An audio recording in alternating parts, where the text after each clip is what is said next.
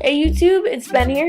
In the next 3 videos, I'm going to be upgrading my 2010 13-inch MacBook Pro with these parts. First, I'm going to be putting in a 750GB Seagate Momentus XD solid-state hard drive. Then I'm going to be putting in 2 8GB RAM cards. And last, this video will come a little bit later, but I'm going to be connecting my DVI monitor. Well, stay tuned for the next 3 videos.